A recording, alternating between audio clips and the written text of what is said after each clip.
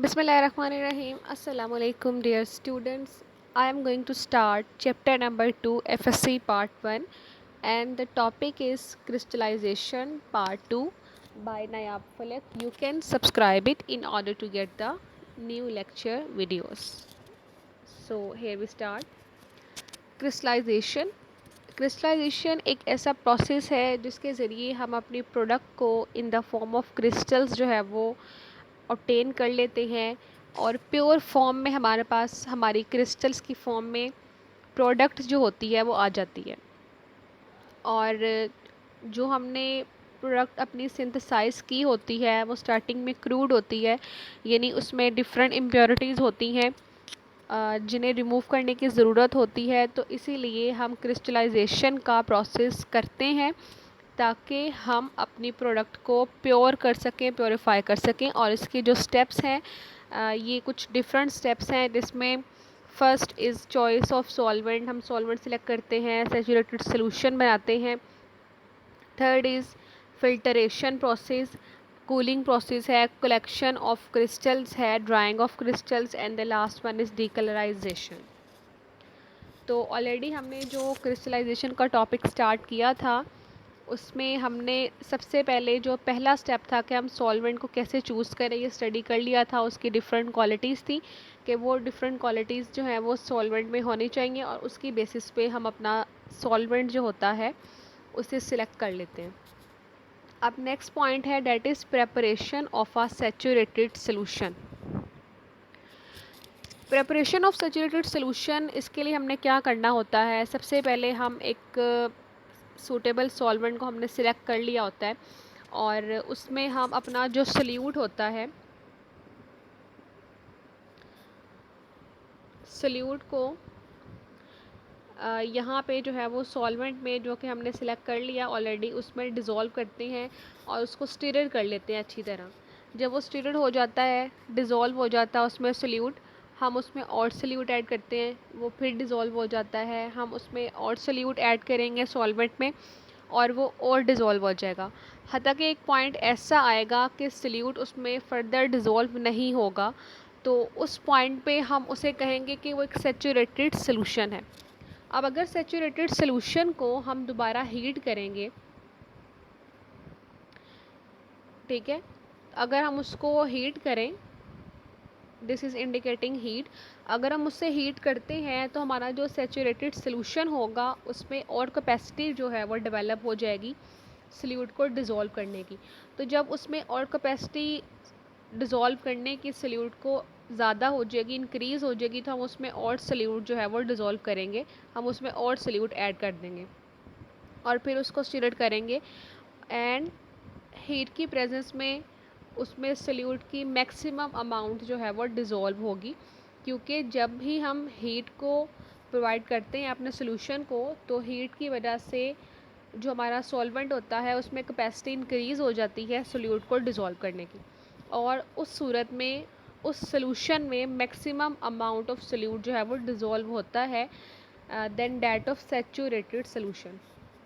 तो ऑलरेडी जो था वो हमने सैचुरेटेड सोल्यूशन जो था वो बनाया था, यानी उसमें मैक्सिमम अमाउंट जो थी वो सल्यूट की प्रेजेंट थी। लेकिन जैसे ही हमने उसको हीट किया, हीट करने से सॉल्वेंट की कैपेसिटी इंक्रीज़ हो गई सल्यूट को डिज़ोल्व करने की, और हमने और सल्यूट डिज़ोल्व किया ऑन इट्स बॉइलिंग पॉइंट। तो अब उस सूरत में उस सोल्यूशन को हम क्या कहेंगे, that is super saturated solution. Super saturated solution mean कि सैचुरेटेड से ज़्यादा अमाउंट में उसमें जो है वो सल्यूट प्रेजेंट होगा। सो हमारा जो सेकंड स्टेप है, हमने क्या कर लिया, हमने अपना एक सुपर सैचुरेटेड सोल्यूशन जो था वो प्रिपेयर कर लिया। So this is the second step in the crystallization process.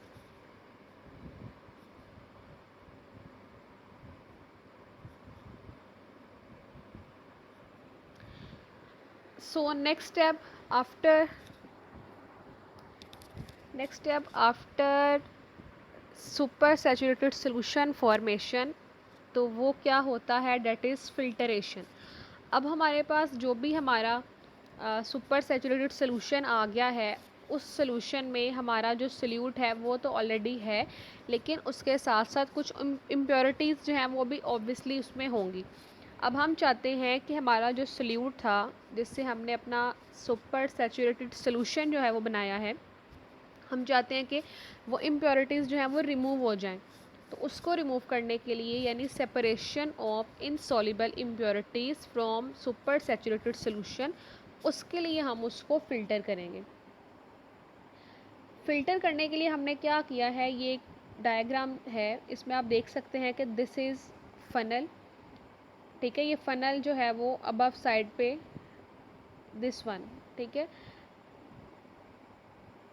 Funnel जो है ये अबव दिखाई गई है। ठीक है, और ये एक सैचुरेटेड सोल्यूशन जो सुपर सैचुरेटेड सोल्यूशन है वो प्रिपेयर किया गया है। ये एक फ्लास्क है और फ्लास्क में हमने अपना जो सोल्यूशन है फ़िल्टर करके इसके अंदर जो है वो आ रहा है यहाँ पे, और ये जो सारा सोल्यूशन इसमें फ़िल्टर होके आ गया है, दिस इज़ फ़िल्टरेट आफ्टर फ़िल्टरेशन। जो भी इम्प्योरिटीज़ होंगी वो इस फ़नल के अबव साइड पे रह जाएंगी यहाँ पे, और जो हमारा फ़िल्टर सोल्यूशन है यानी फ़िल्ट्रेट है वो हमारे पास यहाँ पे जो है वो आ जाएगा। तो इस तरीके से हमने अपना जो सुपर सैचुरेटेड सोल्यूशन बनाया था उस सोल्यूशन को हमने फ़िल्टर कर लिया है बाय फ़िल्टरेशन प्रोसेस। सो एक सिंपल सा स्टेप है हमारा क्रिस्टलाइजेशन प्रोसेस का। उसके बाद जब हमने अपना सोल्यूशन जो था वो फ़िल्टर कर लिया है, फ़िल्टर्ड सोल्यूशन हमारे पास आ गया है, उसे हम कुछ देर के लिए कूल कर लेंगे। ठीक है, और कूल करने के बाद जो हमारा सोल्यूशन था जो हमने प्रिपेयर किया था उसको कूल कर लेंगे, और कूल करने के बाद अगर हम उस सोल्यूशन की कूलिंग मॉडरेट रेट पे करते हैं, यानी हमने अपना जो सोल्यूशन जो सुपर सैचुरेटेड था जिसमें मैक्सिमम अमाउंट ऑफ सोल्यूट थी उसे फ़िल्टर कर लिया, इम्प्योरिटीज़ वहाँ से ख़त्म हो गई, फ़िल्टर पेपर के ऊपर रह गई, और जो फ़िल्टरेट था वो हमारे पास कोनिकल फ्लास्क में आ गया था। ठीक है, अब उसके बाद हम उसको किसी चाइना डिश में डाल लेते हैं। ठीक है, और उसको जो है वो कूल करते हैं। अब अगर उसकी कूलिंग जो है वो यहाँ पे डिफरेंट रेट्स का जो है वो बताया गया है कि हम अगर उसको स्लो कूल करते हैं तो क्या इफ़ेक्ट होगा, अगर हम उसको मॉडरेट रेट पे कूल करते हैं तो क्या होगा, अगर हम उसकी बहुत ज़्यादा रैपिड कूलिंग करते हैं तो उससे जो है वो क्या होगा। So let's study. अगर हम उसे मॉडरेट रेट पे करते हैं यानी हम उसको मीडियम रेट पे कूल डाउन करें तो हमारे पास मीडियम साइज़ ऑफ क्रिस्टल जो है वो आ जाएंगी। ठीक है, अगर हम उसकी स्लो कूलिंग करते हैं यानी हम जो कूलिंग का प्रोसेस है वो बहुत स्लो हो रहा है, बहुत स्लोली जो है वो कूल डाउन हो रहा है हमारा जो सोल्यूशन है, तो इससे जो है वो बिग साइज़ क्रिस्टल्स फॉर्मेशन होंगे क्योंकि उसको इनफ टाइम मिल जाएगा कूल करने के लिए, प्रोसेस स्लो है तो वो बहुत ज़्यादा जो मिक्सचर होगा जो फ्लूइड होगा वो क्रिस्टल्स वो खुद में उसको एब्जॉर्ब कर लेंगे और इस तरह काफ़ी बड़ी बड़ी क्रिस्टल्स जो है वो बनेगी।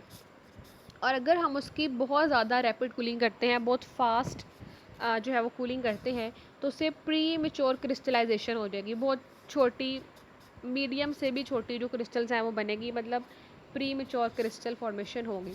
तो ये कुछ इंपॉर्टेंट पॉइंट्स हैं अगर हम कूलिंग करना चाहते हैं, अगर हम फास्ट कूलिंग कर रहे हैं, स्लो कर रहे हैं, मॉडरेट रेट पे कूलिंग कर रहे हैं तो उससे जो है वो कैसी क्रिस्टल हमारे पास आएंगी। ठीक है, तो ये डिफरेंट इसके मोस्ट इम्पॉर्टेंट जो पॉइंट्स थे कूलिंग के वो हैं। अब हमारे पास जब हमने कूलिंग कर ली हमारे पास क्रिस्टल्स जो हैं वो आ चुकी हैं, अब उन क्रिस्टल्स को कलेक्ट करना है। अब क्रिस्टल्स हमारे पास जब आई तो अगर तो हमने कूलिंग ठीक की थी, मॉडरेट रेट पर की थी तो हमारे पास मॉडरेट क्रिस्टल्स आ गई, रैपिड की तो उस हिसाब से आई होंगी, और अगर बहुत स्लो की है तो उस हिसाब से आई। अब जब क्रिस्टल्स हमारे पास आ गई तो उसमें कुछ लिक्विड अभी भी जो है वो प्रेजेंट होगा, जिसे हम कह रहे हैं डेट इज़ मदर लिकर, यानी कुछ अमाउंट क्रिस्टलाइजेशन प्रोसेस के बाद हमारे पास क्रिस्टल्स में जो है वो कुछ रिमेनिंग लिक्विड रह जाता है, तो उसे हम कहते हैं डेट इज़ मदर लिकर। ठीक है, अब उस लिक्विड को भी रिमूव करना यहाँ पे रिक्वायर होता है, और उसे हम कैसे रिमूव कर लेते हैं, हम दोबारा से उसकी फ़िल्टरेशन करते हैं बाय यूजिंग गूज क्रूसिबल। हमने इस चैप्टर में गूज क्रूसिबल जो था वो पढ़ा था ऑलरेडी, जिसमें हम क्या करते हैं, हम जो सक्शन फ्लास्क होती है उसके साथ हम सक्शन अपरेटस लगाते हैं, फुल सक्शन अप्लाई की जाती है और जो भी लिक्विड होता है वो ड्रेन हो जाता है, वहाँ से निकल जाता है जो भी हमारा मटेरियल जिसको फ़िल्टर कर रहे होते हैं। तो इसी तरह अगर इन क्रिस्टल्स में कुछ रिमेनिंग लिक्विड रह चुका है और उसको हम रिमूव करना चाहते हैं, ड्रेन करना चाहते हैं, तो हम गूज क्रूसिबल यूज़ कर लेंगे, उसके ज़रिए हम फिल्ट्रेशन करेंगे। ठीक है, फुल सक्शन हम अप्लाई करेंगे सक्शन अपरेटस से, और उसके बाद जो उसमें लिक्विड सारा होगा वो ड्रेन हो जाएगा, सक हो जाएगा वहाँ से, और रिमेनिंग हमारे पास जो क्रिस्टल्स हैं उनकी फॉर्मेशन हो जाएगी, यानी कुछ रिजिड फॉर्म में, रिजिड फॉर्म में कोई हमारे पास लास्ट में जो चीज़ है वो आ जाएगी। सो this is the collection of crystals, कि कैसे हम क्रिस्टल्स को कलेक्ट कर लेते हैं।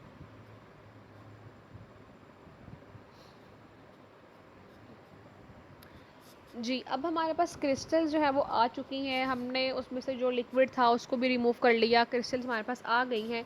अब उनकी ड्राइंग कैसे की जाए? अगर हम उसको ड्राई करना चाहते हैं, ऑब्वियसली इसमें कुछ अभी भी रिमेनिंग थोड़ा सा लिक्विड पोर्शन होगा सक्शन के बाद भी, तो हम चाहते हैं कि हम ड्राई कर लें जो भी हमारे पास प्रोडक्ट आती है लास्ट पे। तो ड्राइंग कैसे की जाए? अगर तो हम ड्राइंग करना चाह रहे हैं, और इसमें आप ये देख सकते हैं, ये कुछ एक फ़िल्टर पेपर जो है वो दिखाया गया है, ठीक है, और इसके ऊपर ये जो डॉट्स में रेड में शो किया गया, ये हमारी प्रोडक्ट है यानी क्रिस्टल्स हैं। हम क्या करते हैं, हमने फ़िल्टर पेपर के ऊपर वो क्रिस्टल्स को रखा हुआ है, ठीक है। हम डिफरेंट और फ़िल्टर पेपर्स लेते हैं और उन फ़िल्टर पेपर को हम प्रेस करते हैं, जो ऑलरेडी हमने फ़िल्टर पेपर पे क्रिस्टल्स को रखा हुआ है उस पे रख के। इससे क्या होगा कि जब हम प्रेस करेंगे क्रिस्टल्स को between different folds of filter paper, तो उससे जो मॉइस्चर होगा वो फ़िल्टर पेपर सक कर लेगा और क्रिस्टल ड्राई हो जाएंगे। लेकिन यहाँ पे ड्राई तो हम कर रहे हैं, लेकिन इसका जो डिसएडवांटेज है, यानी इसका जो डीमेरिट है वो क्या होगा कि जो हमारी प्रोडक्ट है वो फ़िल्टर पेपर के फ़ाइबर के साथ कंटेमिनेट हो जाएगी। यानी जो फ़िल्टर पेपर के फ़ाइबर होंगे, पेपर फ़ाइबर, वो हमारी प्रोडक्ट को कंटेमिनेट कर देंगे, वो हमारी प्रोडक्ट के साथ जो है वो डिस्टर्ब करेंगे हमारी प्रोडक्ट को। तो ये एक अच्छा प्रोसेस नहीं होगा ड्राइंग के लिए। तो इसके लिए कुछ अदर मेथड्स भी हम यूज़ कर लेते हैं अगर ड्राइंग करना चाह रहे होते हैं, क्योंकि ये तो यूज़फुल नहीं है, ये हमारी प्रोडक्ट को कंटेमिनेट कर रहा है, ठीक है, और हमारी प्रोडक्ट की जो प्योरिटी है उसको स्पॉइल कर रहा है, तो हम इस प्रोसेस को जो है वो प्रेफर नहीं करते हैं, ठीक है।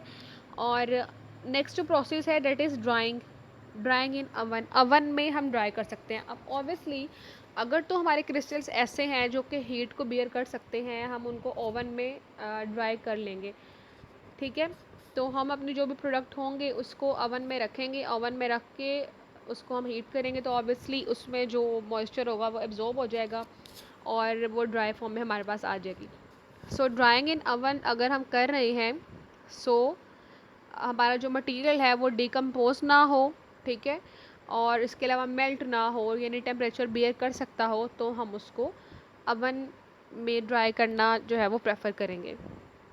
So according to our book, our FSC book, drying in oven if it does not melt, मतलब मटेरियल जो है वो मेल्ट ना हो और डिकम्पोज ना हो एट 100 डिग्री सेल्सियस, यानी 100 डिग्री सेल्सियस तक अगर हमारा जो सब्सटेंस है, यानी हमारे क्रिस्टल्स हैं, हमारा मटेरियल है और मे बी प्रोडक्ट जो भी है वो डिकम्पोज ना हो और ना ही मेल्ट हो, so in that case we will prefer drying process in oven. So this is the second one कि हम कैसे जो है वो ड्राई कर सकते हैं। So which one is the most safe and reliable method? अगर हम ड्राइंग प्रोसेस करना चाहते हैं तो उसके लिए सबसे अच्छा, एक गुड, एक रिलायबल मेथड जो है वो कौन सा होगा फॉर ड्राइंग ऑफ क्रिस्टल्स? तो हम इसके लिए क्या करते हैं, हम एक वैक्यूम डेसिकेटर जो है वो लेते हैं, और वैक्यूम डेसिकेटर जो होता है ये हमारी क्रिस्टल्स को ड्राई करने के लिए हम यूज़ करते हैं। और इसमें होता क्या है इसको अंडरस्टैंड कर लेते हैं। ये एक ग्लास का बना हुआ मटेरियल है, ठीक है। इसके बिलो जो साइड है, लोअर रीजन, यहाँ पे एक डिस्क सी बनी होती है, इसको हम ड्राई डेसिकेंट कहते हैं, ठीक है। डिस्क है, ये सारा बाकी ग्लास का मटेरियल है। इस साइड पे हम अपना सैंपल जो है वो रखते हैं, जो भी सैंपल होता है, लाइक अगर कोई क्रिस्टल्स थी तो हम उनको वो ग्लास जो पेट्री डिशेस होती हैं उनमें रख के हम इसके अंदर रख सकते हैं, ठीक है। यहाँ पे जो सील की गया है, इसको सील किया होता है, एयर टाइट सील होती है, ठीक है।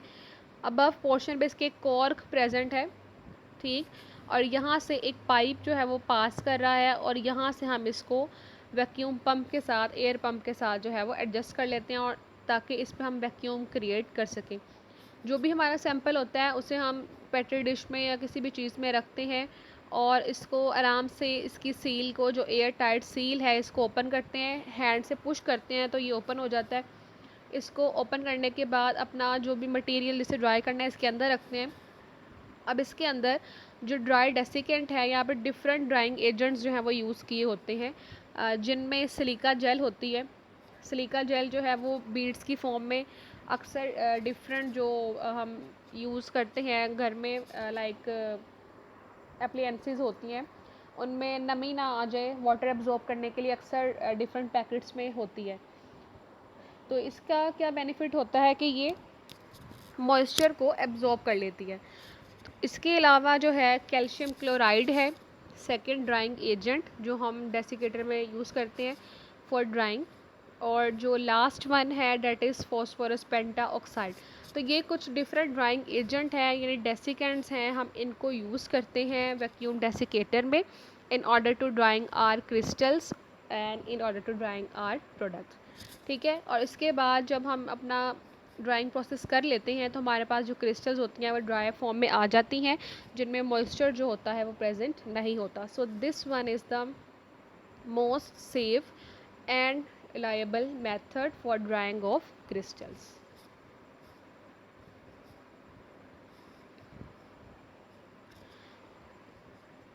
So the next is decolorization. अब अगर हम अपनी जो भी हमारे पास क्रूड प्रोडक्ट होती है, यानी क्रूड प्रोडक्ट जिसमें इम्प्योरिटीज़ भी हैं, उसमें डिफरेंट कलर्स जो होते हैं वो अपीयर हो जाते हैं। ठीक है, कोई भी कलर आ जाता है या कोई भी रेजनेस सा नेचर आ जाता है, गदलापन सा आ जाता है। ठीक है, तो अगर हम चाहते हैं कि उसको हम रिमूव कर लें, क्योंकि वो अनडिज़ायर कलर होता है जो हमें नहीं चाहिए होता, तो हम उसे क्या करते हैं, हम अपनी क्रूड प्रोडक्ट को, जो क्रूड प्रोडक्ट होती है, हम उसे सॉल्वेंट में ऐड करते हैं, प्लस उसको बॉयल करते हैं और उसमें हम certain amount of animal charcoal जो होता है वो ऐड कर लेते हैं। एनिमल चारकोल का क्या बेनिफिट होता है कि जो भी अनडिज़ायर कलर हमारी क्रूड प्रोडक्ट में होता है, यानी जो हमें नहीं चाहिए होता, अनडिज़ायर होता है, अनवांटेड कलर्स आ जाते हैं जो, तो उसको रिमूव करने के लिए हम अपनी क्रूड सब्सटेंस के साथ सॉल्वेंट में ऐड करने के बाद एनिमल चारकोल का एडिशन करते हैं। अब एनिमल चारकोल का क्या बेनिफिट होता है कि जो भी अनडिज़ायर कलर होगा, एनिमल चारकोल उसको एब्जॉर्ब कर लेगा और हमारी प्रोडक्ट को फ़िल्टर करने के बाद, कूल करने के बाद प्योर डीकलराइज्ड प्रोडक्ट हमें जो है वो मिल जाएगी।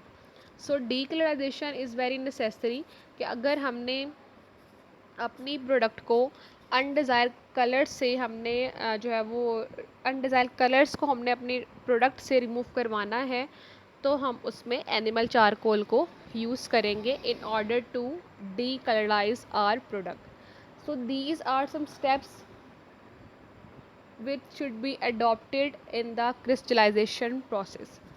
So thank you for watching my video. Please do subscribe, like, share and comment. And if you have any doubt related to this topic, then you can ask me in the comment section below. Thank you.